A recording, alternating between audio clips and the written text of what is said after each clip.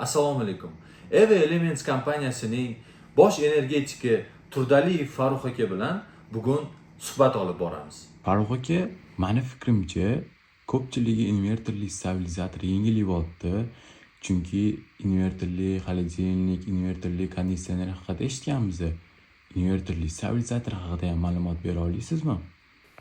Invertorli stabilizator avvalo bu hozirgi kunda eng men ko'rganim eng zo'r ishlab chiqarilgan narsalardan biri. Invertorli stabilizatorni o'rganib chiqqanimda shuni aytamanki, bundan chiqayotgan 220 то есть bizani talablarga 100% javob beradi. Ya'ni taxminan 220 emas, aniq 220 chiqarib beradi. Men xohlagandek toza sinus chiqarib beradi.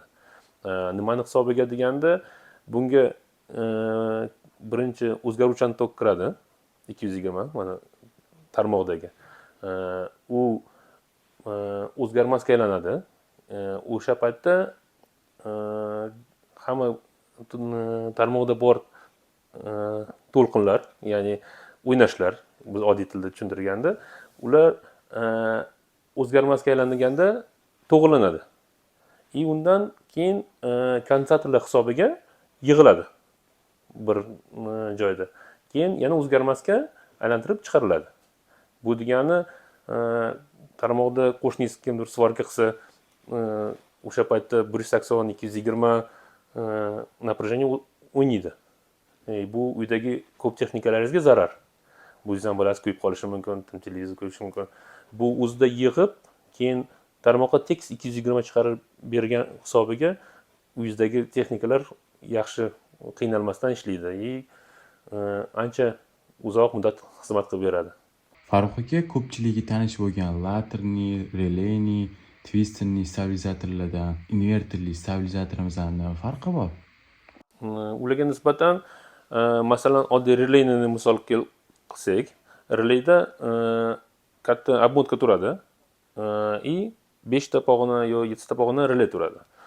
Har bitta pog'ona relayning orasi 20 voltdan o'tadi. Bu degani oddiy tilda tushuntirganda, tok pasayib qolsa 20 voltga, keyin boshqa pog'onaga o'tkazadi.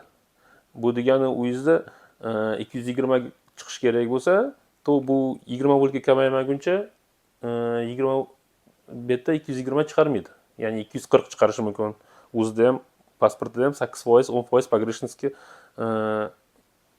mumkin deb berilgan. Uyda 220 chiqarish kerak bo'lsa, zavodskoy normasi bo'yicha 244 gacha chiqarishi mumkin, 242 yoki 200 chiqarishi mumkin. Ya'ni bu uydagi texnikalar uchun unchalik zo'r emas. Chunki har bittasi 220-230 diapazonda ishlashga mo'ljallangan. Конечно, 200 kelsa u yaxshi emas. 240 kelsa ham тоже yaxshi emas. Texnikani qizishiga olib keladi. 240 kelsa 200 kelganda kerakli tempda ishlamasligiga olib keladi.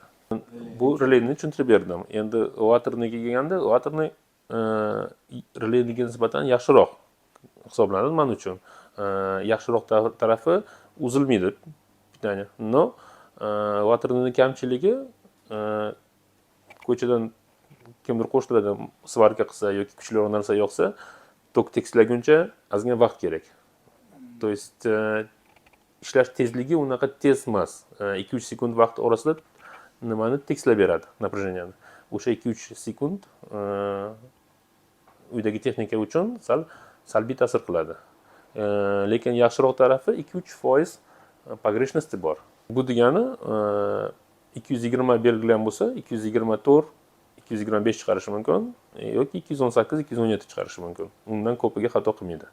Bu relayniga nisbatan waterning yaxshiroq tarafi. Semestrniy ga kelsak, semestrniy waternidan ko'ra pogрешность kattaroq. То есть relayning boshqa tipi bu. Relayning tipini o'zi faqat pog'onalar ko'proq. Masalan, relay da ovoz chiqarsa, relayda relayga o'tishga taq deb o'tsa, то есть ko'p odamlarga yoqmaydi bu. Waternida motorchik yurish hisobiga jik degan ovoz chiqaradi. То есть bu ham ko'p odamga yoqmaydi, uyga yaqinroq turgan. Semestrda yaxshi tarafi, semestrlar ovoz chiqarmaydi. U relayning kategoriyasiga kiradi, lekin ovoz chiqarmasdan ishlaydi.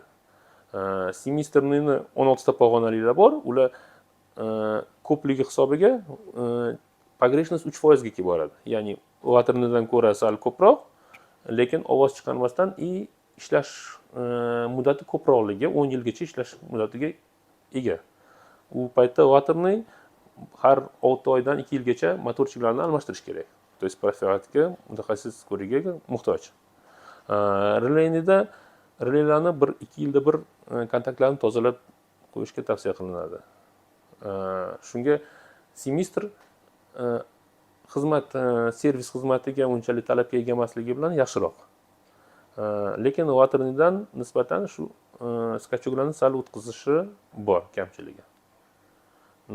Invertorliga kelsak, bu umuman boshqa dunyo.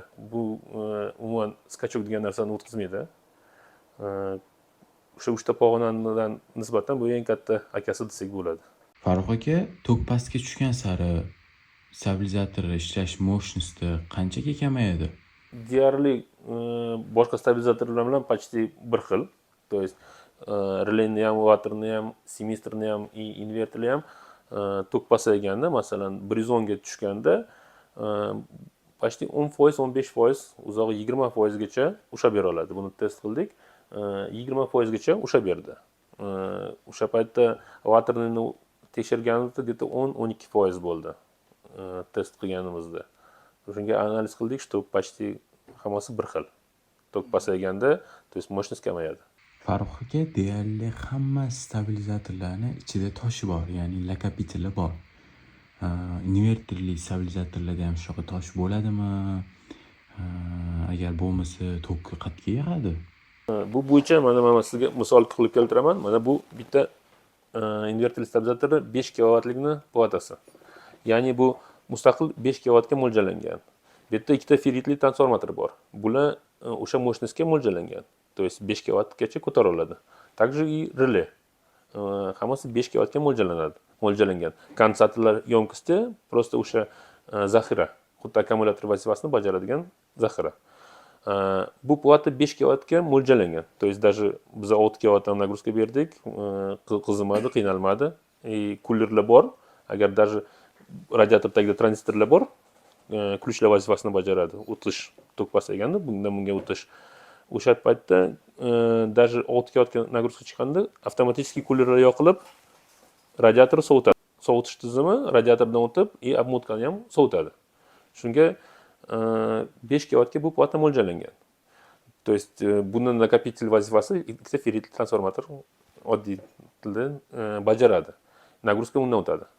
Keyin nobod 10 kilovat, 15 kilovatchi unga qanaqa kattaroq bo'ladimi nakopitelda degan savol bo'lsa, yo'q. Masalan 10 kilovatga ikkita parallel qo'yiladi. Xuddi quyosh invertorlariga o'xshab, ular ham hozir shunaqa tizimda ishlayapti. То есть masalan ikkita 5 kilovatlikni qo'ysangiz, parallel ulab qo'yasizda ularga, 10 kilovat bo'lib ishlaydi. Bu xuddi shu tizimda ikkita qo'yiladi parallel, o'zining orasida shleif kabel bor. 10 kilovat mощностьda avtomatik ishlaydi. 15 kilovat 3 ta plata, 20 kilovat 4 ta plata. То есть prinsip oson, nima? Nobodo qaysidir bir pog'ona ishdan chiqib qolsa, o'sha pog'ona ishdan chiqqani hisobiga 3 ta plataning hisobiga, masalan 4 ta plata bor bo'lsa, bittasi ishdan chiqdi. 15 kilovat mощностьda ishlaydi. Но agar bunda korotkий zamыкание bo'lib qolsa, то blokirovkaga tushadi, перегруз indikatori chiqib qoladi. То есть yaxshi taraf paqillab, narsa yonib, tutab ketmaydi, просто blokirovkaga tushadi. Mutaxassis kelyapti, bitta platani o'zini almashtiryapti, chiqib ketadi. То есть buni ertaga ko'p odam so'rashi mumkin, bu как одноразово ertaga buzilib qolsa, buni qayerdan topaman, platasini qayerdan topaman zapchastini deganda, то есть biza yechib almashtirish, obsluga qilish juda oson. Bu degani boshqa stabilizatorlarga qaraganda invertorli stabilizator ancha kompaktniy hisoblanar ekanda. Bu не только kompaktniroq, bu ham energoekonomichniroq bo'lyapti. Ya'ni obmotkadan nagruska o'tganda sal ko'proq расход oladi. Voltodobavочный transformator u ishlab turganda холостой ходda ko'proq потребление elektroenergiya oladi bundan ko'ra.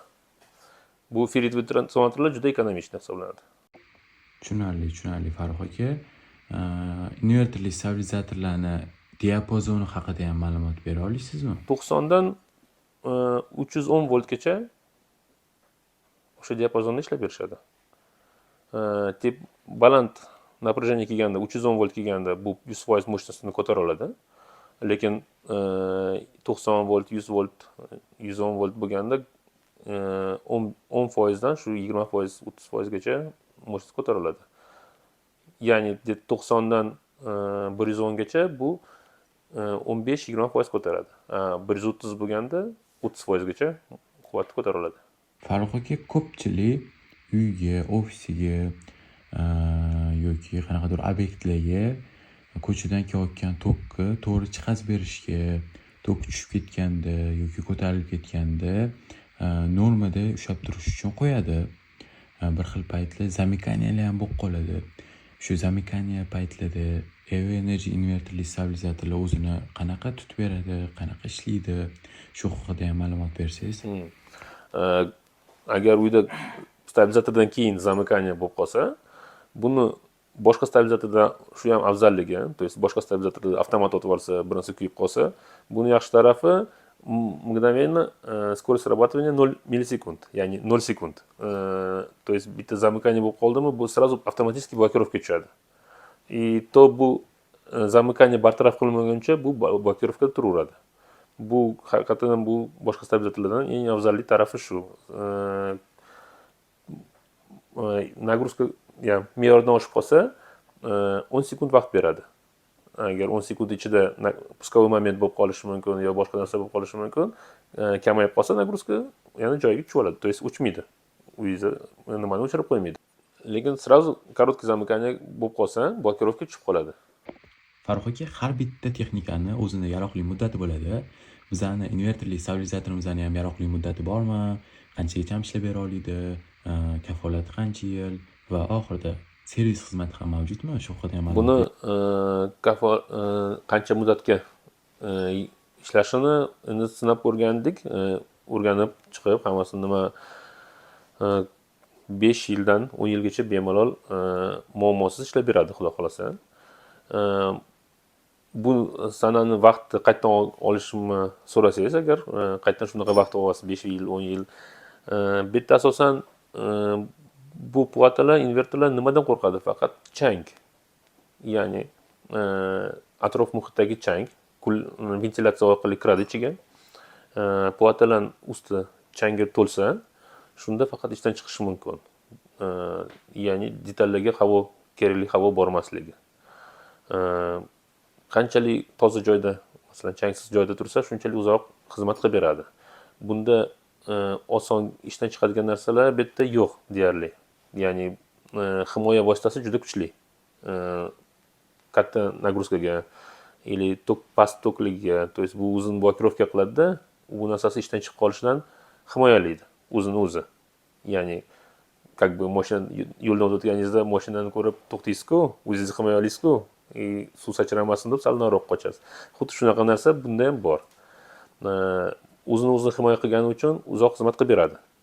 Faqat tabiiy namlik, katta suv bunga xavotirli, chang. Qanchalik changli joyda tursa, o'shanda hech bo'lmasa 1 yilda yoki 2 yilda bir qopog'ini ochib, bitta pылесосdan yoki fendan продувка qilib yuborib, tozalab, changini yana ishlov muddati yana cho'ziladi. Shu 2 yil ichida naboda qanaqadir buzilib qolsa, hamma ehtiyot qismlari bizda bor. Ya'ni muammosiz tuzatib berishimiz bor. Servis ishlaydi, qo'ng'iroq qilinadi, servis mutaxassis borib, garantiya nimasini ichida bartaraf qilib beradi. Buni korpusi metalliskiy bo'lganiga qaramay, vazni yengil, ya'ni bemalol ko'tarib nima qilsa bo'ladi, devorga qotirsa bo'ladi. Buni nimadan iborat? Stabilizator, devorga qotiradigan kronshtayn, qo'llanma o'zbek tilida va nimani yopadigan, klemani yopadigan, yon tarafdan klemani ulab bo'lgandan keyin kabelni yopadigan himoya nimadan iborat. Bunda 4 ta kuler mavjud. Kulerlar nima vazifani bajaradi? Nagruska ko'p tushgan paytda yoki tok pasaygan paytda ular ishga tushadi, avtomatik ishga tushadi. Nagruska kamaysa yoki nima ko'p iste'mol bo'lmasa uyda avtomatik o'chadi. Elektr energiyani tejash uchun. Bunda monitor displey bor. Displeyda ko'chadan necha volt kirayotganini va necha volt chiqib ketayotganini ko'rsatadi. Norma chiroq yonib turadi. Mabodo nagruska ko'p tushib qolsa yo tarmoqda qayta korotkий zamыкание bo'lib qolsa, перегруз indikator yonib o'chadi, stabilizator. Hamma narsa joyiga tushib olgandan keyin yana avtomatik tarzda normaga o'tadi, yashil chiroq yonib qolib, yana tarmoqqa, ya'ni uyga 220 напряжение beraveradi. Menyu knopkasi bor, uni bossa, ichidagi haroratni ko'rsa bo'ladi. Nagruskani vattda ko'rsa bo'ladi. Bu ya'ni bu yerda shkala bo'lib ko'rsatadi nimani nagruskani. Aniq necha kilovat ekanligini bilmoqchi bo'lsangiz, menyuga kirib, данный moment qancha kilovat nagruska borligini bilsa bo'ladi. Keyin menyuga kirib, chiqarayotgan uyga 220 напряжениyani 230 gacha o'ziga kerakli miqdorda o'zgartirsangiz bo'ladi. Bunda yon tarafda avtomat bor ikkita. Bittasi set 220, ya'ni buni yoqib turadi, ishlab turadi. Mabodo qanaqadir nosozlik yo bu narsa muammo chiqib qoldimi, ya'ni usta kelguncha, servis kelguncha chiroqsiz o'tirmaslik uchun buni o'chirib, bypass avtomatni yoqib qo'yiladi. Unda usta kelib buni to'g'irlaguncha ehtiyotkorlik nimasi uyda chiroq bor bo'lib turadi. Bu tarafda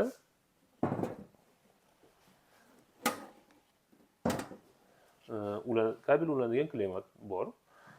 Zazemlение uchun kirish bor. Faza kirishi bor, 0 и faza chiqishi bor. Bitta полный xarakteristikasi ko'rsatilgan. Necha voltdan necha foiz ko'tarilishini, qancha chiqarishini, qancha kilovatligini и qanaqa diapazonda ishlashini hammasi ko'rsatib qo'yilgan. Tak, bunda mana hozir kirishi, ko'chadan kirishi ko'rsatyapti 190 volt и uyga 220 volt chiqishi ko'rsatyapti. Yashil indikator yonyapti, что hammasi normada. Menyuga kirsam, bossam, ko'chadan kirish 190 volt ko'rsatyapti и nagruskani ko'rsatyapti. Hozir 0 volt. Agar bitta narsa ulansa, o'sha necha volt amper ekanligini ko'rsatadi. Yana bir marta bossam, ko'chadan 187 dan ushlab turaveradi, stabilizator ichidagi haroratni ko'rsatadi. То есть 24 gradus harorat hozir. Yana bir marta bossam,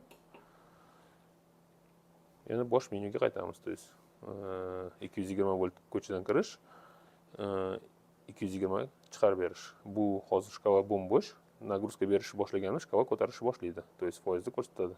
Oxirigacha borganda уже 100% nagruska bor degani. Bu inverterli stabilizatorimizni mana ichini ochganimizda, ichini ko'rib turibmiz. Kirayotgan pitaniya kiryapti plataga. Nimaga? Через relay plataga komanda berib qo'shyapti. Постоянныйga o'tib, keyin переменныйga chiqqandan keyin chiqish relay orqali hammasi analiz qiladi. Hammasi normal bo'lgandan keyin relay orqali chiqish beradi. Bu platadan xuddi shu. Bular o'zaro bog'langan, bir-biri bilan analiz qilib, keyin ikkalasi parallel pitaniya chiqaradi 10 kilovat qilib. Shunga bularda hech qanaqa skachok yoki uzilish degan narsa bo'lishi mumkin emas, ehtimoli ham mumkin emas. Nagruskani ko'radigan ключlar bor. O'sha ключlar parallel ikkalasi birlashib, ya'ni ikkita 5 kilovatli birlashib 10 kilovat mощность berib analiz qilishadi mikrokontroller orqali. Mabodo nagruska oshib ketsa normadan yo zamыкание bo'lib qolsa, avtomatik blokirovkaga tushirib qo'yadi. И blokirovkaga tushirib qo'yadi nimani? Umuman tok chiqarmaydi. Zamыкание yo nagruska kamaygandan keyin analiz qiladi, что nagruska zamыкание yo'qoldi. Keyin ikkita relayga parallel komanda beradi, yoqilgan 220 imoratga chiqarib ber. Ya'ni uyda skachok yoki 220 dan ko'proq kamroq chiqish ehtimoli umuman yo'q. Bunga bitta semestrni sxema. Buni analiz qilib solishtirsak, просто misol uchun bunda ключlar bor. Ya'ni relay vazifasini bajaradigan ключlar bor. Bu yerda jami 8 ta ключ, har bittasi ikkita переключение vazifasini bajarib, 16 ta ключ vazifasini bajaryapti. Ya'ni har bittasi bir-biriga o'tayotganda kichkinagina skachok beradi. O'shanda как бы bu yerdan chiqayotgan напряжение relaydan o'tayotgan напряжениедek bo'lib, kichkina skachok beradi. Shu bilan buni farqini solishtirganda shu faqat bunda skachok yo'q, faqat 220 chiqaradi. Bunda 2-3% pogрешность bilan 220 chiqaradi. Mini skachoklar bilan.